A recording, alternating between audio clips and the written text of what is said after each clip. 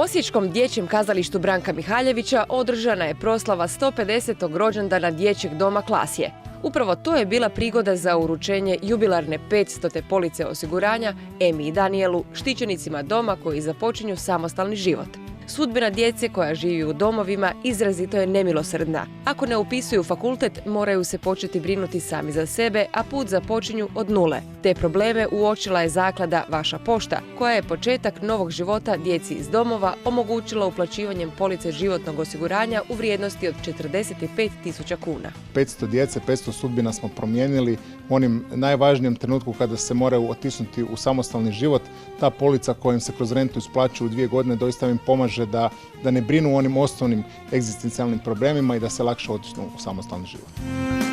Zaklada Vaša pošta prisutna je 12 godina i donirala je više od 22 milijuna kuna. Nama je prije svega veliki uspjeh kada dijete krene samostalno u život i uspije i profunkcionira, tako da nam je to prije svega nagrada, ali ne samo nagrada kao takva, nego i poticaj da nastavimo dalje. Tako da ja pozivam sve ljude da nas podrže, da potiču se, međusobno i motiviraju i nastave dalje s osmijehom kroz život.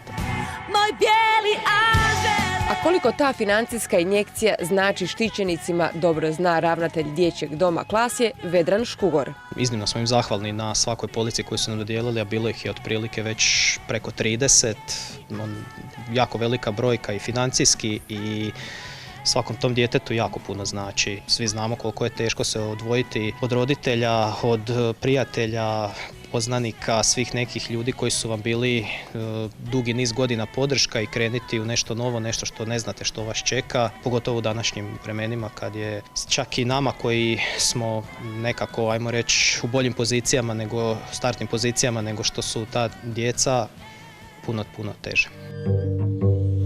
A pomoći možemo svi. Dok djeca borave u domu, vrijedni članove zaklade pronalaze donatore koji na ime štićenika uplaćuju police životnog osiguranja.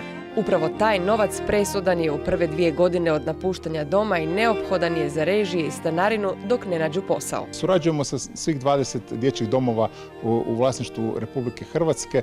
Ta suradnja je i temelj zapravo zaklade, jer zaklada je poveznica između domova, odnosno djece iz domova i donatora.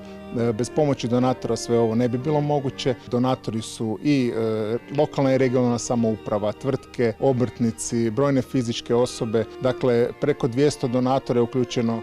Unatoč svim nedaćama, osmjesi krase njihova lica, a zaklada Vaša pošta omogućuje da ona ostanu takva i kada krenu u samostalan život.